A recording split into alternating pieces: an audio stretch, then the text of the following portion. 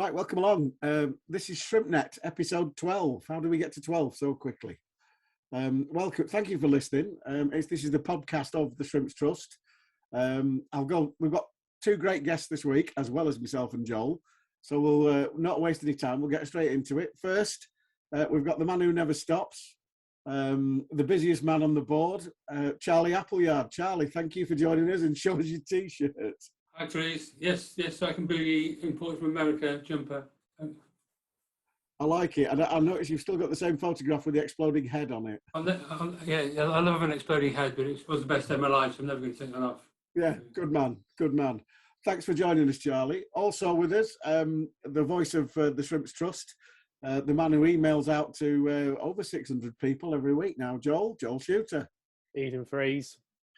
Thanks for joining us. And finally, we always have a guest player on, if we can get one, or somebody on from the club. And if you're watching on YouTube, you can see we welcome along the newly announced club captain, Anthony O'Connor. Thanks for joining us, Anthony. No worries. Thanks for having me. So we'll move straight on. Wimbledon. I called it the game of two halves in my little preamble. It was a tough game, Joel, but we played really well second half, and you've got to come away and think, well, crikey. I understand, and I know the gaffer was annoyed, and Anthony, you can come in on this. I know the gaffer was annoyed because we spent quite a lot of time preparing for Wimbledon, knowing that their forte was set pieces, and our undoing on the day was set pieces, Joel. I know, yeah, it's just one of those. Obviously, I'm sure Anthony and the manager and whatnot, they'll know a bit more about it. But yeah, I mean, taking the positives, the second half performance going forward, that was so positive. I felt that there were big improvements on what had come before the international break, attacking-wise. I think, and there were things that Stephen Robinson I had talked about before, about like getting more crosses into the box and kind of being a bit more productive in the final third. And obviously we see that with Shane McLaughlin's goal, and then Cole Stockton's first goal as well. That comes from a bit of work from the Hua down the right, switching it, Wes Dole trying to get a cross in. It bounces, it gets blocked, but ultimately it's kind of building that pressure and having that ball in the area. So yeah, I think there were definitely positives from that. Obviously, it's a shame to obviously lose the game like we did, but it's good to see at the same time that there was some improvement on things that we probably did need to improve on. Yeah, looking at it from the player's point of view, you're going to be disappointed with that, Anthony, because the simple fact is you score 3 goals at home and don't win the game, and then concede 4, particularly in the sort of the way that we conceded 2 or 3 of the goals. You've got to get in the dressing room and say, that's maybe the one that got away. Am I right? Yeah, well, you just said it there. When you score 3 goals at home, you don't expect to lose the game, certainly. But that's what happened, and that's what happens when you switch off. Like you just said earlier, we worked so hard on limiting them throughout the whole week, and on set pieces, and ultimately we knew that's where they were strong, and they would play for set pieces. But we backed ourselves to we've got good headers of the ball in the team as well, and good players to be able to deal with set pieces. And ultimately on the day we weren't good enough.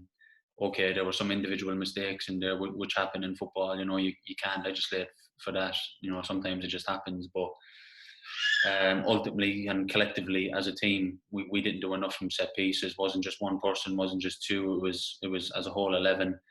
And when you've got 5, 6, 7 players not at the races, ultimately you're not going to win football games, and that's what happened. There were too many players that weren't at it for the full 90 minutes. Okay, there was, Cole was brilliant on the day, and he looked as if he was going to get us out of trouble again. But listen, it's the goal in the last minute was an absolute sucker punch. If that hits the crossbar and goes over, you kind of just say, right then, it's a point is probably a fair result, and you take it and move on. But it hits the underside of the bar and goes in, and it's a great goal. But all 4 goals are avoidable. But you hear it time and time again in football. You got to put it behind you as fast as you can now. We know we weren't good enough, and there's always another game to put it right, and there's another game coming Saturday, and we have to put it right. So I'll come to you, Charlie. That was it. Certainly was a game of two halves, because obviously they were a yard quicker in the first half, and their tactics they varied the tactics more in the first half than they did in the second. But you've got to admire the pluck of the team coming back. Like Anthony said, Cole and Shane McLaughlin getting his first goal. And when we got back to 2-1 up after being 1-0 down and not really having a kick, I thought, hey, up, we've got it in the bag here, but it didn't turn out that way, Charles. Yeah, I mean, I was there with my my good friend from where I live, who's a big Wimbledon fan. So my son Ali was the Morecambe mascot, and their son Arlo was the Wimbledon mascot. It was a trial to see if we could get mascots back, which went fairly well. And we met the Wimbledon team. They were on the same train as us going back to London. Really, really nice people, and you can tell they're really up for it. And I'm no football expert, but it felt like for the first 20 minutes, we'd had the international break for 2 weeks, and they would beat Portsmouth 5-3 in the week. Yeah, they'd beaten Oxford 3-1 the week before. So we've been the amazing original topic of Morecambe having an international break, which was a bit tongue in cheek, but first time ever. They'd obviously been playing games and scoring 8 goals against Portsmouth and Oxford, and they came to us and scored another 4. It just felt like they'd never stopped, and we took a while to get going. But the goals are amazing. I was just looking at the goal on my phone. I thought Anthony got an assist, but you headed it to Arthur, you headed it to Cole. So you nearly got an assist there for that third goal, which is amazing. I don't think a headed clearance is an assist. It's all counts, you know that. On fantasy an assist. Yeah. But it was a great goal by Cole. It was just an amazing to be. I mean, Joel was. I waved to Joel. He was 175 from me. And it was just an amazing experience. But I don't know what Anthony felt like, but it felt like there was going to be a 4th goal for someone. It just happened to be. You thought you could just tell it was going to be another goal. There's goals everywhere. You could just and it unfortunately fell to them. But we move on, and you think back to our start. If you look at it, we went to Gillingham, which is miles away, to go, and we dubious penalty there. We've had Rotherham, Sheffield Wednesday, Wimbledon at home, and then we've had Ipswich away. We haven't had the easiest start. We missed one off there, I think. But we haven't had Shrewsbury. We haven't had the easiest start, and we're still doing well in the league. If you think about Steve was on the previous one podcast talking about 5-game blocks. We've got four games to try and get 7 points, and hopefully we can build on that. I think the one thing that I do want to touch on is though that there's not been much dissension in the ranks from a fan point of view, which is obviously comforting both for you on the board and you as players, because the simple fact is. Most of the games have been roller coaster. We've created lots and lots of chances, and it's been really, really entertaining. And you touched on it there, Charlie. At 3 apiece, it was literally so wide open. Both teams were going for it, and surely there's a situation here where, at credit to Wimbledon, they were pushing men forward. And we were the same, Anthony. We were going for it. We were thinking we can snatch a winner here because we had that confidence because we'd scored 3 already. But it made for fantastic entertainment. Yeah, exactly. The goals are there in the team. You can see that Cole is on fire at the minute, but other people are starting to chip in now as well. Shane got his first goal, a few others. So, we're not a million miles away. Like you just said, we've had a tough start. But no matter who we play on a Saturday, we know that we can go and get a result. If not, get a draw, beat them. We know that we're capable of beating anyone, and we've shown that. We went to Ipswich first game of the season, which was probably the hardest game you could probably get at the start of a season with their fans all back in the ground and the stadium was rocking. And for us to go there and actually be disappointed to come away with a draw, shows how far we've come. If you asked us before the game, would we have taken a draw? Yeah, we probably would have. But for us to come away actually disappointed, it shows what we're actually trying to achieve this season. And, both ends of the pitch are not a million miles off. We go to Ipswich and we contain them for most of the game and they score a last-minute equaliser. We obviously keep a clean sheet against Shrewsbury. We should have had one against Rotherham. They score a long-range effort that just gets caught up in the wind and goes over Jock. That should have been another clean sheet. Gillingham was a free kick and a penalty, two dodgy decisions from the referee. Not using that as an excuse, but they were. We keep a clean sheet against Sheffield Wednesday, and then obviously Saturday was was the one game where you could probably look at and think we didn't look as solid as we have been. So hopefully we can get back to being that solid team and being hard to break down, and obviously carry that threat going forward as well, which we have been doing in games. So I'll come to the Papa John's Trophy game on Tuesday night. Again, my opinion on that one, it did look like when you're playing in an academy, they always try and play the right way, and Everton's obviously no change in that, and they'll keep it on the deck and they'll play neat and tidy, and they'll play through the thirds. But there wasn't a right lot of last third action, Joel, was there, to be honest? No, I think it did feel a bit more like a kind of training game, and you can see why, because it's a load of we had a lot of players who hadn't had a lot of minutes this season playing the first full 90s in a while, so it was always going to have a little bit of the tempo taken out of it, and obviously just because of the nature of the competition, the nature of the opposition you're playing, it wasn't ever going to have quite the same sting as a league game. I mean, what was quite interesting, I thought in the second half, I thought Everton did defend quite well, actually. I thought that they looked quite solid, and we had a lot of the play, and I think we did all right, to be honest. Kind of even moving into that final third, we made some kind of good entries into the box here and there. I think Wes McDonald played a few nice balls in. McPake had a bit of joy getting down the wing, but it just seemed like just getting the ball to sit up and being able to get your shot away. There was a couple of fluffed attempts. It's just one of those. Maybe it's just a matter of kind of getting a few more minutes back into the legs and, building on that. And then obviously the goal that they do score, it's probably their first real move into our half for that entire second half, to be honest. And then the guy just kind of gets it, hits a good little snapshot. I don't know if it's taken a little bit of a nick that's taken it a bit further away from Leathering and wrong-footed him a bit. It's hard to tell from the TV camera, but it's not something to read a huge amount into. And I think we've got to take the positive in that. We've gotten some minutes into the legs of players who are either coming back or just needed a bit of time. And then people like Ryan McLaughlin at right back, when Cooney eventually gets his next yellow card, which probably won't be too long away, given the rate he's getting them at the minute, because he'll put, means we've got good cover there, and he's got a few more minutes in the tank, and some of the other players as well, like Mildig, who's coming back from an injury. So Jacob, Anthony, your centre half, Jacob Mensah and Scott did well, didn't they? They're good first games. Yeah, they done well. It's a tricky game to come into, because you're expected to win, and you're coming up against an under-21 side. You're expected to probably, from the neutral side of things, you're probably expected to go and win the game comfortably, but it's never that easy. And they've got nothing to lose, really. They're coming to a League One side, full of first team players that have been around been around the block and have 200, 300, 400 games under their belt. So they've got nothing to lose. They come and try and get a result, and ultimately they did that. They did deserve this, maybe not, but that's football at the end of the day. But I thought the two lads at the back done well. They look comfortable, without Everton causing them too much problems. You can see the difference straight away in an under-21s game.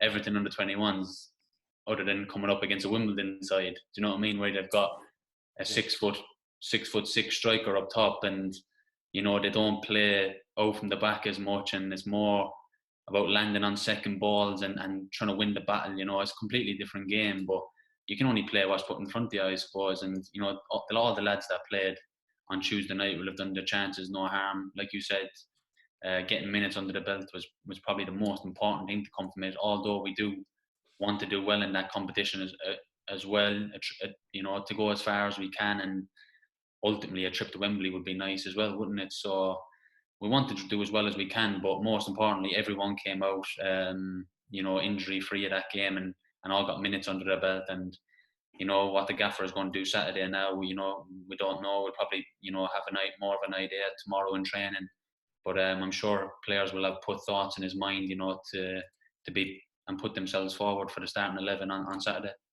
The only, like you say, Anthony, the good thing is that we came through it unscathed, relatively injury-free, because we can't really afford. Every time we sign a forward, something happens to him. It's got he stubs his toe or whatever he does, because obviously Courtney now with a similar sort of thigh injury. I'm going to come to Charlie now. Charlie, what's the sketch with do you know what the sketch is with the sort of financial thing with the Papa John's Trophy? Because I know last season they were offering 10 grand for a win. Is that still the case? Yeah, you still get good money for a win, money for a draw, and obviously Stephen's stated he wants to do well in the cup because he's been done well in it himself. But saying to Anthony before, it's a good job that transfer window wasn't an extra month, because we'd have 17 strikers with injured thighs now. Because we just sign another striker, and get injured. But hopefully we'll be back soon. Jonas hopefully will be back soon. He's a great prospect, but we do get money for it. But ultimately, we're in a position now where we've got multiple income streams, and if we don't gain money out of it, and I think Stephen would rather have get through and lose 1-0 potentially, and not get any injuries, to win 3-0 and have three or four injuries. You know what I mean? Yeah, so I can see why he played the team he played. Yeah, oh yeah, definitely. And as you said, Jacob and Scott Wootton both did equally well. Jacob looks like he's got a real good prospect. Because obviously coming from the conference, it's a bit of a step up. So I'll come to you now, Anthony. A little bit about yourself. Obviously, Republic of Ireland under 21 international. Started at Blackburn Rovers. A lot of experience. A couple of spells at Burton, and then obviously. Probably best known for your time at Aberdeen and also at Bradford City. So when the gaffer approached you, how did this come about? Was it an easy decision to make to come to League One? Yeah, the gaffer rung me during the summer when I was actually at home in Cork, and it was actually a phone call from my agent first saying, I've had Stephen Robinson on the phone and he wants you to come to Morecambe, and he obviously knows all about you from your time at Aberdeen, because obviously he was the Motherwell manager and I would have come up against his teams quite a lot, and I always feel like I've always done well against Motherwell when I was up there. So and then I just said, yeah, I want to speak to him then. And literally the gaffer phoned me not so long after that, and we had a long chat, and he told me how he wanted to play and how he's seen things, and how he's people would probably look at Morecambe as a team that was going to go into League One and probably sit back and try and get a result here and there and scrape through. And he was like, no, we're going to attack this league, and we're going to take it to every team. And I kind of was just taken back a bit by it, and I was thinking, yeah, I fancy a bit of that. That's it could have been a totally different conversation with a different manager. It could have been, like I just said, it could have been, oh, listen, we're going to come up against some good teams, so we're going to have to, try and be hard to beat and all that. But obviously, we're going to try and be hard to beat. But the gaffer wants to take it to teams and, press teams high up and win the ball back and lots of shots on goal. So I was really impressed by what he had to say, and I only slept on it overnight. I always think it's good to sleep on things to make sure you're making the right decision. It only took me, to wake up the next morning and give the gaffer a phone call and just said, I'm on the way to Morecambe, in the next couple of days, and we'll do the deal. And it was done there and then. He had my word that I wasn't going to go anywhere else, because obviously I had to come back from Cork and get everything sorted. So he had my word that I wanted to come here, and my mind was made up as soon as I spoke to him, really. So your impressions, first of all, did it come as a surprise that obviously Sam's departure? Sam wasn't going to sign a contract, so obviously we were going to lose the club captain there. Did it come as a surprise to you that you were offered the club captaincy so quickly?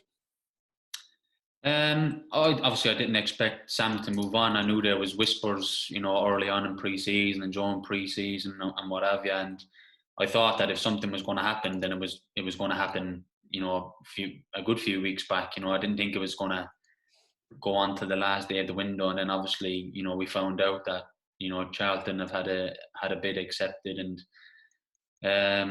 did I have an idea in the back of my mind that he might give me the captaincy? Maybe a little bit, just because only the fact that he gave me the armband for the first game of the season when Sam didn't play. So I wore the armband at Ipswich, and obviously Sam came straight into the team then, and he obviously is the club captain, so he obviously had the armband on for every other game after that. So maybe that was the only inkling that I had, that maybe he might give it to me. But he pulled me the week after Sam left and just said, "Yeah, you're going to be my new captain." And I couldn't. I'm glad that you're going to be my captain because you're great around the training ground and great with the young lads and passing on information and training. And hopefully I can just bring all that to the team now. And I would do that. I'm like that anyway, with or without the armband. You know what I mean? An armband is just an armband at the end of the day. It doesn't change anything. If I was to be quiet on the pitch without the armband, and then as soon as I got the armband, thinking I was, this vocal lad on the pitch, then I wouldn't be being true to myself. Without the armband, I was always vocal on the pitch and always trying to organise my teammates. So, I was happy to take on that responsibility, and hopefully I can lead the club as well as Sam did. Sam did an unbelievable job at this club, and nobody can take that away from him. But he's moved on to obviously another club now, and all the best to him. I hope he does really well. But now that I've been given the armband, I'm here to do my best for Morecambe, and hopefully, come the end of the season, we'll be after having a successful season. I know that Stephen has alluded a couple of times that he was fortunate enough that he got paired with Pep Guardiola in the managers' conference online. And I know one of the things that he said when he interviewed him was that Pep says that English and Scottish teams put too much store into who the captain is, and that Stephen sort of kind of agreed with that and said that he expects 3 or 4 senior players on the pitch to be all captains. So immediately I think, well, yeah, you fit into that. But also you're looking at Toombs and Cole and we've got a new guest. Hello. Yeah, nice joining us. So yeah, but you've got if Toombs is playing and Cole's playing, and there's there's plenty of other people there who are, if you like, decent vice captains, which is helpful, surely. Yeah, exactly. Look, too much can be put on the term captain. Do you know what I mean? Everyone has a voice. Everyone can say what they want in the dressing room. It doesn't just have to be one person. Anyone can say what they want on the pitch, to get on players and demand more from your teammates and, help players around them. Every player on the pitch does that. So if anyone thinks that it's just the captain that does that, they're wrong. Everyone does that on the pitch. It's just at the end of the day, someone has to wear the armband, and do you know what I mean? I'm privileged that he's picked me. It's something that I've done before. I was captain at Bradford before, and I wore the armband throughout all my academy days at Blackburn and through the reserves. I've always been the captain, so it's not something that comes, it's not something that's new to me. So hopefully I can wear it, with pride, and hopefully I can do it justice, and hopefully I can prove the gaffer's decision was the right one. But like I said, there's too much that can be placed on the term captain. It's just an armband at the end of the day. We've got to have 11 leaders on the pitch ultimately. Yeah. Right, Joel, you're on. I hope I haven't taken any questions away there. Sorry if I have. Yeah, I know. I was wanting to have a bit of a sniff around the captain stuff, but yeah, you've covered it pretty comprehensively there. But don't worry, I've got a few more, so we'll get by definitely. So obviously, throughout this season, you've actually played quite a few different kind of sub roles within centre backs. So obviously, you played on the right of the back two, you played on the left of the back two when Sam Lavelle came back in, and then you've played as a right centre back in a back three. Mm-hmm. And is that something you're comfortable doing? And what kind of differences do you feel kind of playing across those roles? Yeah, it's something I've done through all my career. I've played in so many positions through my career. It's, I think the only position I haven't played is in goal. And that's actually a strange one, because when Big Kyle got injured a couple of weeks ago and Baz was on the bench, the staff actually came to me and said, if Jock gets injured, would you mind going in goal? And I was like, I said, well, I've played every other position, so I might as well. But yeah, I've played in so many positions throughout my career. I've actually played a lot of games at right back when I was younger, even though I've always been a centre half. I played whole midfield. I've played everywhere across the back, left of obviously in the centre of defence. I played on the left. I played on the right. I played on the left of a three, the middle of a three, the right of a three. for me, it's just getting on with your job, and it's just business at the end of the day. You still have to be able to pass the ball 10 yards. You still have to be able to head the ball. You still have to be able to tackle, no matter where you play. There's obviously little differences. Whereas if I was playing on the left hand side, I obviously have to be more comfortable, with my weaker foot, because there's going to be times where the ball is on my left foot, and have to be comfortable with that, which I have been throughout all my career, even though it's not my more natural side. And obviously Saturday we played a back three, and I was on the right of the three. And the differences with that really is that on the outside, the middle man not so much, but on the left hand side and the right hand side, if you're playing a back three, you've got to be able to defend in wide areas and defend 1v1s, because you're being pulled out into the right back position quite a lot, because you've got your wing backs who are going to be high up the pitch, and the ball gets played in behind quite a lot when you play a back three, so you got to be able to defend them in wide areas, and that's the only difference to that really. Saturday probably didn't work as much as we wanted it to, but that's if you keep giving the ball away in possession, then no formation is going to work for you, and that's what happened Saturday. We kept giving the ball away in cheap areas, and the gaffer obviously changed it back to a 4-3-3. But it's good that we have that in our locker, that we're able to change to a different formation. You can hear her making so much noise there. It's good that we're able to adapt, and if the gaffer seems is looking at the game in front of him and thinking that it needs a change and we need to go to a back three, or we need to stay as a forward, and it's good that we have that in our arsenal to be able to go in and change things around. Yeah, I mean, we certainly know a bit about you playing right back, because I'm pretty sure you scored against us from right back last season for Bradford at the Valley Parade. But yeah, can I ask a less technical question to Anthony? When you get the ball in our box and you got to pass it around, how do you feel? Do you feel confident? Do you feel, oh my, it's a completely different style to what we've been used to last season? It was very much like boot it up. Everyone defends together, everyone attacks together. It's obviously like now it's like pass to you, you're the centre back, and play like Brazil basically. It's obviously it's a different way of playing to last season. I obviously played against Morecambe last season, and it was a different style. Derek obviously done a terrific job with Morecambe last season, getting promoted and that. But we've got a bit of a different style now. To answer your question about playing out from the back, you have to mix it up, I suppose. You have to be able to go longer and obviously be able to play out from the back as well. Saturday we probably took the wrong decision to play out from the back, because they were set to press us, and that's what they wanted. Yeah. So we gave them what they wanted really, and we should have recognised that early doors. They were on the front foot and ready to pounce on any pass.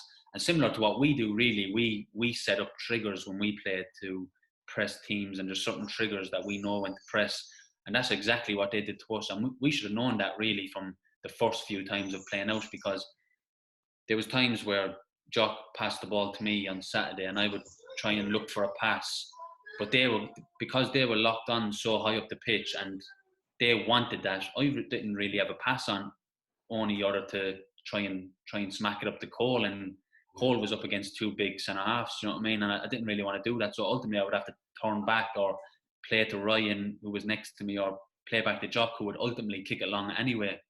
So Saturday we probably got that wrong, and we hold our hands up as players to say we got that wrong on Saturday, and we probably shouldn't have played into their hands as much, and probably that's where a couple of their goals come from really, that led to their set pieces. So we will learn from that obviously, and we will know from now on that when teams lock onto us, that we know we're going to have to go a bit longer, especially from dead ball situations like goal kicks and stuff like that, when teams are able to set up and take their time to set up. But when they're not set up is the time to actually try and play out. It's so when we're actually further up the pitch a bit and actually not in our 6-yard box trying to play out that way. So actually when we're a bit further up the pitch and playing along the back foot then is probably the better approach to take to it. So we'll certainly learn from that and take that into our games going forward, certainly. I suppose that actually raises quite an interesting point. With those kind of in-game decisions of like when you're kind of deciding when you should play out from the back and kind of thinking about switching kind of styles and tactics halfway through the game. How much autonomy do you as players have on the pitch, or how much is it done in conjunction with what the manager is saying? Yeah, well, listen, as players, we have to take responsibility and we have to see things for ourselves on the pitch, because the manager might not be able to get his messages across all the time. You know, there's obviously noise and crowds are shouting and whatever. The manager might not be able to get his messages across. And there was actually a point on Saturday where he shouted onto me that we're going back to a back four, and I obviously told everyone that we're going back to 4-3-3, so everyone knew their positions. And Arthur actually didn't hear it. Arthur didn't actually know. He obviously didn't hear me saying it, and Arthur actually thought we were still playing 3-5-2 half an hour into the game. So it's important for us, as not just myself, but all of us as players. We have to take responsibility on the pitch for certain situations that happen. Like I said, we should have clocked early doors that Wimbledon were wanting us, for Jock to play that first pass out, and for me to get the ball, and probably for me to roll, you know, a little soft ball into midfield, and then for them to just go boom, right on top of us and try and win the ball back. And you know, the risk to reward is that if they win the ball back high up the pitch and in around our box, there's a chance they're going to get a shot off on goal. So we need to be a lot more clever in those situations. And like I said, we're certainly going to learn from that. And it can't just come from the manager; it's got to come from us as players as well. But conversely, we have scored some really great goals from doing that. You know, it's really exciting play. So it's probably what you're saying is really interesting. It's probably horses for course and judge on the game. What's that? Sorry. It's really interesting what you say. It's quite it's just decide on the day, but we have scored some really good goals from playing out from the back as well. So yeah, exactly. Like I said, we need to know when to play out from the back and when not to. When Jock gets a goal kick and teams are able to set up in their shape and go right, then we're setting out the press. It's when they're not set and when they're a bit disjointed that we should be able to get the ball down then and pick them off. Whereas when they're set, it's probably not the right time to do it, because they're obviously set to press us and they're obviously waiting for a little mistake or a little trigger to come and press us. And like I said, it's similar to what we do in a way. We look for little triggers and backward passes and, you know, backward passes to the goalkeeper to absolutely squeeze the pitch up and put pressure on the opposition. So, like I said, when the opposition is disjointed, that's our time to get the ball down and really move it quickly. Because, like you said, that's where some of our best players come from. You know, from me playing to a fullback, from the fullback into Toombs. Toombs, like he does, you know, Toombs rarely gives the ball away. You know, I might give it away a couple of times, but he rarely does. Toombs will always find that pass to find one of the eights, and then we get it wide and we get crosses into the box, and that's where our joy has come from. So hopefully we'll see a lot more of that in the next few weeks. We're working every day, obviously, to improve on everything. And listen, it's not always going to be perfect. We know that there's going to be mistakes, but it's important that we keep those mistakes to a minimum. And obviously, you know, when we win the games, that we know what the game needs and know that we need to be a bit more clever in games. And like when we went 3-2 up on Saturday, we should have known that we should have tried to kill the game a little bit and take the sting out of it, if you know what I mean, because the crowd was up. You know, everything was a bit hyper because Cole just scored, you know, probably goal of the season, and it was hectic, and we probably should have tried and take the sting out of the game then, you know, and try and kill it, and we didn't do that. And you know, myself, you know, I spent a lot of the weekend thinking about it, you know, kicking myself obviously, and thinking, you know, us as experienced players, because we've got a lot of young players in the team as well, so you can't really blame them for those kind of things. But us as experienced players, we should have took the sting and known when to take the sting out of the game, and that maybe would have changed things. But listen, as I said, we're learning every day, and hopefully, you know, you can see that we're trying to do the right things, and we're trying to play the right way. So hopefully it will come together for us. And like we've had good results. Listen, we've had like I said, we've had a tough start, but to come away with 7 points from those first 5 games is not such a bad start. And like I said, the next block of 5 games has come now. Okay, Wimbledon has not been a great start to that next block, but we've got a lot of games where we know that we can go and take maximum points from. I think one point I was going to make to you, Joel, here now, and obviously Charlie and Anthony, you've seen the results yourself. Just watching the highlights of League One on Quest at the weekend, this division seems to have about 15 teams who just want to go and attack. And there was loads. I mean, you saw the results on Saturday, crackers. You know, Cambridge taking 5 on, but then the week before Lincoln got beat, and it was like, and there was just goals all over the place. And it seems like there are us and Wednesday as well. Yeah, they're all and literally, and it's strange, Joel, isn't it? Because League Two wasn't like that. League Two was very much, it was a fighting division, and you had to sort of like win the right to play your football. Whereas there's a lot more. There seems to be a lot more footballers in this division. Am I wrong? No, I think you're right. To be honest, I think look at some of the teams and some of the players that are about, and some of the managers as well. There are a lot of teams who are kind of I think it's a nice blend because there's a lot of teams. I don't think we've really come against, well, maybe Gillian, but like come up against many teams who really just want the hoof up the pitch. But at the same time, there's generally not that tendency to kind of overplay because then you have somebody like Wimbledon, who themselves, they played it from the back a bit, but then they also were pretty happy to just knock it long to Ollie Palmer up front. He's a big lad. Then they had Hartigan in deep midfield, who's able to get that ball and switch play and get it out to the wingers quickly. So they had lots of different ways of attacking, and I think you get that with quite a lot of the players and teams in this division, don't you? They got different ways of attacking, and I'm just quite looking for. I mean, as much as I'm enjoying being in League One as a Morecambe fan, but it's also quite fun having all these different teams with their different styles and different qualities kind of visit, and it's interesting to watch. I think your little one's turning into the star of this podcast here, Anthony. She's playing with the dog and crying because the dog won't play with her, so we're trying to keep her occupied. Charlie, you've got to be pleased. Wimbledon brought 260 on Saturday, and yet we still made 3,700 in a home crowd, and that's got to be really pleasing from a club's perspective, hasn't it? Because the crowds haven't dropped at all. I mean, that's why I have this background behind me, which obviously is only for use on YouTube. But we are privileged to be in League One. Yeah, we worked so hard to get here. Yeah. Ipswich, you hear about Ipswich every single week. They've got 18, 19 new players gelling together. That's why we're not doing very well. No more than us. Yeah, that's right. We haven't used that as an excuse once. We're doing great. So exciting. We loved League Two, obviously, because it was exciting, but League One's so exciting to watch. Every team is really, really attacking. And, there hasn't been, like you say, it's all been positive. Even when we lost, every game we've lost, we've sort of said, learn from it, and I'm sure we will. So that's why people have kept coming back. I've got Ben's monthly report in my phone, so I can't tell you everything. Brilliant. Yeah, go for it. Can't tell you everything, but I'll tell you what I can tell you. Oh no, tell us the juicy bits. So the statue of Rod Taylor being erected under Costa. That's next to Eric Morecambe, no doubt. Yeah. We've got some new staff started. So we've got a ticket office manager, a ticketing assistant, retail manager, all started to try and improve the offering there. We've got the 3rd shipping container going to be put into action. Is that in the away end? I can't confirm exactly what's going on with that, but that's going to be happening soon. The 500 new red seats have been put in the stand in this month, which made us look really, really good. Thanks to the trust. Well done.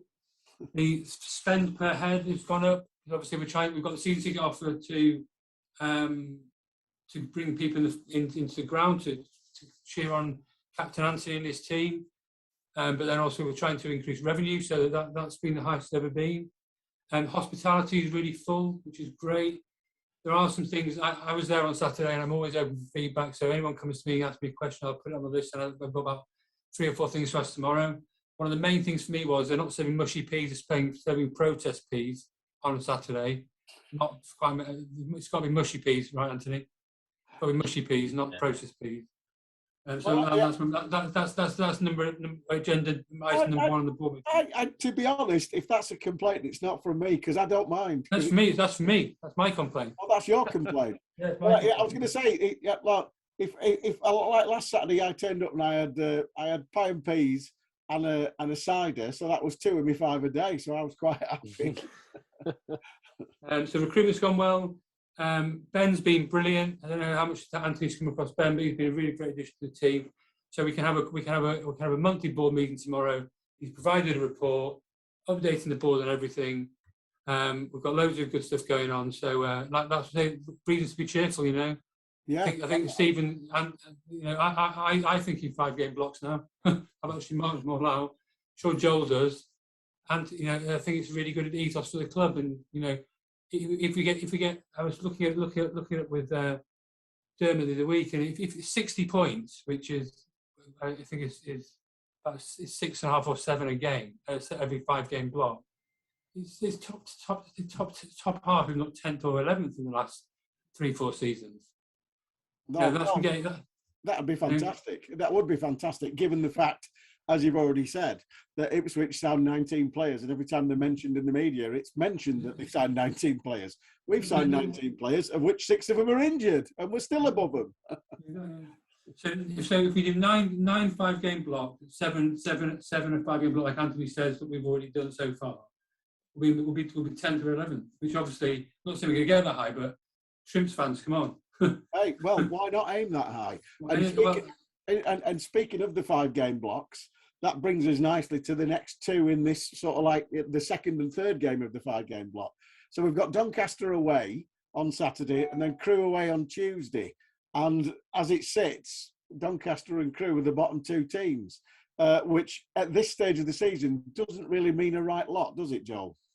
No, you know, it's still so early that like a bad run of form is your whole season rather than just one blip in the season. So, you know, it might be that they turn it around and, you know, win loads of games for the rest of the season. But, you know, we'll have to see. Obviously, Crewe have had a tough summer, losing quite a lot of the better young players. Well, kind of tough year because obviously some of them weren't in January as well. So, you know, you can see why they're struggling. Obviously, Doncaster, I mean, you know, they've got a new manager in, and Richie Williams, maybe they're still trying to adapt. But ultimately, I think we've touched them before, we can't underestimate them. You know, that ultimately they're going to be desperate for their first win. So I'm sure, you know, Anthony and Stephen and the whole team will have done all the homework and worked on the things that they can exploit and work on the things that, you know, we need to tighten up and do better. So, you know, it's just same as before, really. Just, you know, try and get those wins and, you know, treat them with respect, but also, you know, be confident in our own abilities. So looking at Saturday, Anthony, Richie Wellens did particularly well with League Two with Swindon. Wasn't given a right lot of time at Salford, but in my experience, they both played the right way. They did play through the thirds and play decent football. And I think all the games that we've had this season where we've come across footballing sides, we've done pretty well. What are your thoughts? Yeah, obviously regarding Doncaster, you know, they said there that they're, you know, the bottom of the league, but that doesn't tell the whole story. You know what I mean? It's so early in the season that no team can be lightly taken, and no team can be lightly taken regardless of what stage of the season you are in. But certainly not now with only 6 games gone. You know what I mean? And like you said, they might be just adapting to a new manager, or they might have some new. They're still looking, as far as I know, they're still looking to bring in some new players, I think. So, you know, they're obviously going through some sort of a transition, like a lot of us. You know, a lot of new players are coming in and stuff like that. So, it's never going to be an easy game. Any game in this league is tough. But like you said, we'll be going there, knowing what we have to do, knowing what we need to tighten up on, learning from our mistakes from last week. And like I said, hopefully, you know, you can't control obviously the result, but you know, certain things happen in a game where you just go hold your hands up and go, you know what, we couldn't do nothing about that, but we can certainly try and control our effort and our performance and give 100%. And I think more often than not, when you give a good performance and give 100% effort, more often than not, you know, luck is on your side, and you more often than not come out with a positive result. So we all have to make sure that we're bang at it on Saturday, and hopefully the result will take care of itself. And Crewe on Tuesday, it's unusual because of the international break that we've got two away games quickly on the bounce there. Similar situation with Crewe. It is too early in the season. I take Joel's point. They've lost some really, really good youngsters in Pickering and Kirk, etc., because they're a really, really good young team. They've played with each other for a lot of years. So Dave Artell's got a difficult job to do there because he's got to replace people who've come through together from when they were 16, 17 and then all got sold at the same time. That's a bit of a nightmare, isn't it? Yeah, it's never easy when you lose, your so-called better players. Obviously lost a lot of good, talented players, like you said, but I'm sure they won't use that as an excuse. Like I said, they're looking to get a result and looking to get a win. So it's important that we obviously take care of business on Saturday first. We won't be looking ahead of looking past Doncaster. It's always about the next game for us. I know it's a bit cliche, but that's the way it has to be with us. We're not good enough to look past any team, and no team in this division is good enough to look past anyone. So hopefully we can take care of Saturday first, and then we will look to Crewe, which is again not going to be an easy game, but it's an opportunity to put last week right, and it's an opportunity to put points on the board. So, like I said, hopefully a good performance will do that. Charlie, are you stuck down south, or are you making the journey north this weekend? Coming up for a whole week next weekend. We're coming for the Accrington game and the Lincoln game, isn't it? And Dermot was supposed to play golf with me, but he's bowled it. But he thinks he's going to lose. I'm looking. He's going away apparently. Oh, running scared. Doesn't want to be my disabled guy. Well, if the outcome of that was in doubt, I'd ask Farney because I know he likes a bet, doesn't he, Anthony? He does. He certainly loves a bet. Always on the horses, he is. If you ever get him on again, just ask him about the horses because he's constantly on his phone. I don't even think he watches training. I think you could have someone injured on the pitch and training and say, Farney, he's injured. And he'd be like that on his phone, swiping through his phone. It's unbelievable. No, but he's a great guy, Farney, honestly.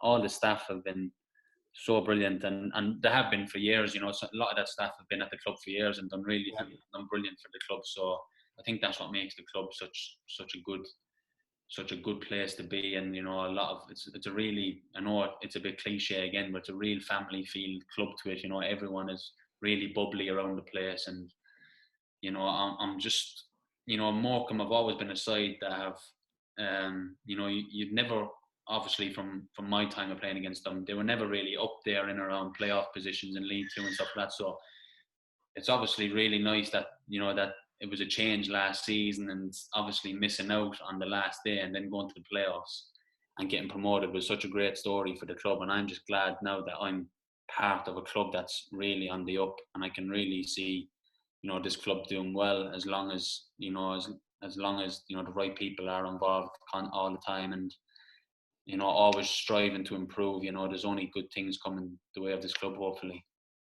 Well, that's really gratifying to hear. So thank you for joining us tonight. I think we'll wrap it up there. My thanks to club captain Anthony O'Connor, the effervescent Charlie Appleyard is always great to have on, and obviously Joel and his probing questions. This has been episode 12 of the Shrimps Trust podcast, ShrimpsNet. We will return next week with yet more revelations from Charlie and a text about 5:30 with who the surprise guest is. But thanks for joining us. I hope you've enjoyed it, and we'll speak to you after the Donny and Crewe wins, hopefully. Join us again.